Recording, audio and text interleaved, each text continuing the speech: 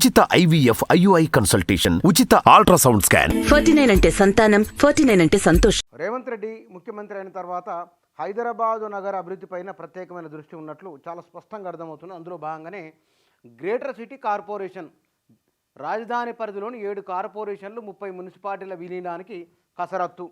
సమాన జనాభా ఉండేలా డివిజన్ల పునర్విభజన అధ్యయనం చేయాలని మున్సిపల్ శాఖకు సీఎం రేవంత్ ఆదేశం. ఇది మున్సిపల్ శాఖ అధికారులతో వారి ఆదేశాలకు సంబంధించిన ఒక వార్త. దీని వెనుక కొన్ని ప్రశ్నలు ఉన్నాయి. ఈ ప్రశ్నలకు ప్రభుత్వం సమాధానం చెప్పాలి. ORR ఉన్నది, ORR అవతల దాని అవతల RRR అని వస్తున్నది. ORR RRR మధ్య పారిశ్రామిక వాడలు అభివృద్ధి చేయడము, మౌలిక సదుపాయాలు కల్పించడము, 2050 నాటికి భారతదేశంలో అద్భుతమైన నగరాలలో హైదరాబాదు ఒకటి చేసేలా వీరి ప్రణాళిక కొనసాగుతున్నది. ఈ హైదరాబాదులో ఉన్న దీని పరిధిలో ఉన్న 7 కార్పొరేషన్లు 30 మున్సిపాలిటీలు కలుపుకొని ఇది గ్రేటర్ సిటీ కార్పొరేషన్ ఏర్పాటు చేయబోతున్నారు. అంటే జనాభాను ప్రాతిపదికగా చేసుకొని ఓ కార్పొరేషన్లో తక్కువ జనాభా ఉంది, ఓ కార్పొరేషన్లో ఎక్కువ జనాభా ఉంది. తక్కువ జనాభాకు అంతే నిధులు, ఎక్కువ జనాభాకు అంతే నిధులు ఇవ్వడం వలన ఆ ఇబ్బందులు వస్తున్నాయి. సమాన జనాభా ప్రాతిపదికన దీన్ని విడగొట్టాలి. మొత్తము ORR RRR వరకు దీన్ని విస్తరించాలనేది ఒకనొక ఆలోచన. ఇక్కడ ఈ RRR వరకు విస్తరించడం వలన దీని పరిధిలో ఉన్న 111 జీవో పరిస్థితి ఏమిటి? ఒక సందేహం. దాన్ని ఏం చేయబోతున్నారు? 2, ఇప్పటికే ప్రాజెక్టులు, కాలువలు, రిజర్వాయర్లు, ORR వివిధ అభివృద్ధి కార్యక్రమాల కింద రైతులు భూములు కోల్పోయినరు. మళ్ళీ ఇప్పుడు RRR అంటే 300 కిలోమీటర్ ఆ పరిధిలో ఆ భూములు రైతులు కోల్పోవాల్సి వస్తే కనుక పరిస్థితి ఏమిటి అనేది ఒకటి. దీనికి ప్రత్యామ్నాయ మార్గాలను ఏమన్నా ప్రభుత్వం ఆలోచన చేసే అవకాశం ఉన్నదా? 3వది, అక్కడ నిర్మాణాలకు సంబంధించిన ప్రమాణాలు ఎట్లా ఉండబోతున్నాయి అనేవి. వీటి విషయంలో కొంచెం మనం ఇంకా కొంత లోతులోకి వెళ్తే కనుక ఇది గ్రేటర్ సిటీ కార్పొరేషన్ అభివృద్ధి జరగాలన్నప్పుడు ఎవరో ఒకరు నష్టపోక తప్పదు. ఒక రిజర్వాయర్ కట్టాలి, ఒక రోడ్డు వేయాలి, భూసేకరణ చేయాలి, తప్పదు. ఎందుకంటే 10 మంది బాగుండాలంటే ఒకరో ఇద్దరు నష్టపోవాలనేది. కానీ భవిష్యత్తు అవసరాల దృష్ట్యా కొన్ని వేల కుటుంబాలు నష్టపోవడం ఎంతవరకు సమంజసమైన ప్రశ్న సహజంగానే వస్తుంది. లేదా వారికి ఇచ్చే పరిహారం వారి భవిష్యత్తు బాగుండేలా, లేదా భూమి మరో చోటన వారికి ఇచ్చే ఏర్పాటు ఏదో ఒకటి చేయాలని ఒక ఆలోచన ఉన్నది. ఇక ఈ ORR RRR ఈ పరిధిలో వస్తున్న మరి 111 జీవో భవిష్యత్తు ఎట్లా ఉండబోతున్నది?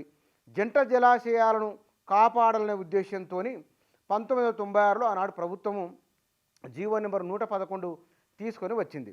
ఇందులో 82 గ్రామాలు ఉన్నాయి, 1,30,000 ఎకరాల భూమి కూడా ఉన్నది. ఇప్పుడు మనము వట్టినాగులపల్లి, పుప్పాలగూడ ఈ ప్రాంతాలలో భూమి బదలాయింపు జరిగిపోయింది. దీంతో పాటుగా ఆ 111 జీవో పరిధిలో చాలా నిర్మాణాలు కూడా బహుళ అంతస్తుల భవనాలు కూడా వస్తున్నాయి. గత ప్రభుత్వము జీవో నెంబర్ 69 తీసుకొని వచ్చింది. ఆ తర్వాత మళ్ళీ 111 జీవో అమల్లోనే ఉన్నదని చెప్పింది. ఓ సందిగ్ధం ఉన్నది. మరి ఇప్పుడు ఈ గ్రేటర్ సిటీ కార్పొరేషన్ ఏర్పాటు చేస్తే కనుక ఈ RRR వరకు ఈ పరిధి విస్తరించబోతున్నది. ఈ విస్తరించబోతున్న పరిధిలో ఇది కూడా ఒక భాగం అయితే కనుక దీన్ని ప్రత్యేకంగా అట్లే ఉంచుతారా, లేకపోతే కనుక 111 జీవోను ఎత్తేస్తారా? ఏం చేయబోతున్నారు? ఇప్పటికే దానిపైన న్యాయస్థానాల్లో కేసులు ఉన్నాయి. కాబట్టి ఈ ఈ ఈ ఈ 111 జీవో పరిధిలో ఉన్న 82 గ్రామాలు, 1,30,000 ఎకరాల భూమిలో ఉన్న నిర్మాణాలు, అక్కడ ఆ విషయంలో ప్రభుత్వం ఏం చేయబోతున్నది? భారతీయ రాష్ట్ర సమితి ఆ ప్రభుత్వం కూడా చూడనట్టుగానే ఉండిపోయింది. ఈ ప్రభుత్వం కూడా 111 జీవో గురించి అయితే ఇప్పటికైతే ఏమీ మాట్లాడలేదు. అసలు ప్రభుత్వ ఆలోచన ఏమిటి అనేది ఈ ORR ఆ తర్వాత RRR RRR మధ్య కూడా చాలా రకాల చెరువులు ఉంటాయి. ఇక్కడ పర్యావరణం, జీవావరణం కూడా దెబ్బతినే అవకాశం ఉంటుంది. దానిపైన కూడా మళ్ళీ కోట్లలో కేసులు పడే అవకాశం లేకపోలేదు. మరి ఈ విషయాలలో ప్రభుత్వం ఒక ప్రత్యామ్నాయ నమూనా ఎట్లా ఉండబోతున్నది, ప్రత్యామ్నాయంగా ఏం ఆలోచనలు చేయబోతున్నది అనే ప్రశ్నలు కూడా ఉన్నాయి. కాబట్టి ఈ ప్రశ్నలకు ప్రభుత్వం సమాధానం చెప్పాలి. ఎందుకంటే గతంలో భూసేకరణ సందర్భంగా ఆ భూసేకరణ చేసినప్పుడు ఆ భూసేకరణ కింద భూములు కోల్పోయిన వాళ్ళు చాలామంది, కోట్ల చుట్టూ తిరిగిన వాళ్ళు, ఉదాహరణ మల్లన్న సాగర్ ఉంది. మల్లన్న సాగర్ భూసేకరణ విషయంలో చాలామంది 2 సంవత్సరాలు, 3 సంవత్సరాలు, 4 సంవత్సరాలు ఇబ్బందులు పడిన వాళ్ళు ఉన్నారు. అది ఎన్నికలు కూడా ఆ ప్రభావం చూపించింది. ఇప్పుడు RRR వస్తే కనుక ఈ మొత్తము హైదరాబాద్ నుంచి ఎటు భువనగిరి, చౌటుపల్లి, జనగాం వరకు ఆ ప్రభావాలు ఉంటాయి. మరి అంత పెద్ద ఎత్తున ప్రభావం ఉన్నప్పుడు రైతులు ఆ మేరకు భూములను కోల్పోవాల్సి వస్తే కనుక ఏమిటి పరిస్థితి అనేది ఒక ప్రశ్న. ఈ విషయంలో ప్రభుత్వము ఒక స్పష్టతను ఇవ్వాల్సి ఉన్నది. ఆ స్పష్టత ఇచ్చిన తర్వాత ముందుకు వెళితే కనుక రైతుల భూసేకరణకు సంబంధించింది, పర్యావరణానికి సంబంధించింది, 111 జీవోకు సంబంధించిన విషయాలను కూడా పరిగణలోకి తీసుకోవాలి. ఎందుకంటే అభివృద్ధి చేస్తున్న క్రమంలో ఎక్కడో దగ్గర ఇబ్బంది కాక తప్పదు. ఇప్పుడు మనకది హైదరాబాద్ విస్తరణ ఏ మాటకు ఆ మాటకు ఒప్పుకోవాల్సింది. నేదురుమల్లి జనార్దన్ రెడ్డి ముఖ్యమంత్రిగా ఉన్నప్పుడు ఐటీ రంగ విస్తరణకు పునాదులు పడితే ప్రారంభానికి అక్కడి నుంచి 1995-96 తర్వాత హైదరాబాద్ నగర విస్తరణ పెరుగుతూ వచ్చింది. అయితే అది ప్రణాళికబద్ధంగా లేదు, ప్రణాళిక రహితంగానే ఉన్నది.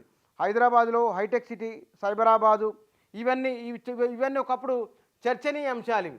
కానీ తర్వాత ఇవి ఎంత ఈ మౌలిక సదుపాయాల కల్పనలో లేదా నగరం విస్తరిస్తున్న కొద్ది వచ్చిన సమస్యలు ఇవన్నీ ఉన్నాయి. కాబట్టి ఇవాళ చిన్న వర్షం పడితే హైదరాబాద్లో రోడ్లన్నీ నీళ్ళు మలిపోతాయి, ట్రాఫిక్ జామ్ అయిపోతున్నది, ఇరుకిరుకు రహదారులు ఉన్నాయి. వీటిని ఈ నగరాన్ని ఇట్లాగే ఉంచి ఔటర్ రింగ్ రోడ్డుకు మధ్యన, RRRకి మధ్యన అన్ని వసతులతో రేడియర్ రోడ్లు ఉంటాయి, అన్ని రకాల సదుపాయాలు సౌలభ్యాలు ఉంటాయి.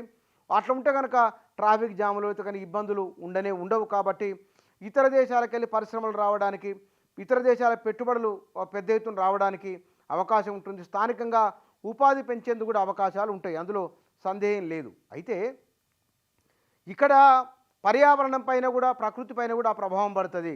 భూమిని ఆధారంగా చేసుకొని బతికే వాళ్ళపైన ఆ ప్రభావం పడుతుంది. నష్టపోతారు.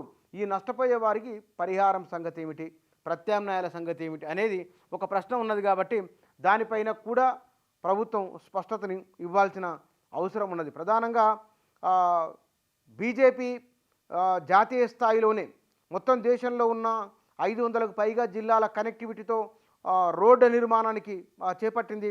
RRR కూడా అదేవిధంగా ఉన్నది.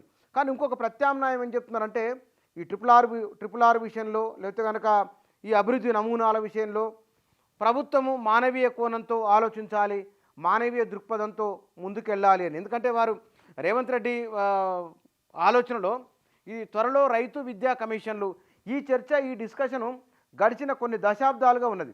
ప్రభుత్వాలు వీటి గురించి పట్టించుకోవాలని, అంటే రైతు కమిషన్లు, విద్యా కమిషన్లు ఇట్లా ఒక సానుకూలమైన, అంటే 10 మందితో కూర్చొని మాట్లాడతాము, అభిప్రాయాలు తీసుకుంటామని అంటున్నారు. కాబట్టి ఇక్కడ ఈ గ్రేటర్ సిటీ కార్పొరేషన్ విషయంలోనూ ఈ డెవలప్మెంట్ విషయంలో కూడా ప్రజల నుంచి విస్తృతంగా అభిప్రాయాలు తీసుకోవాలి.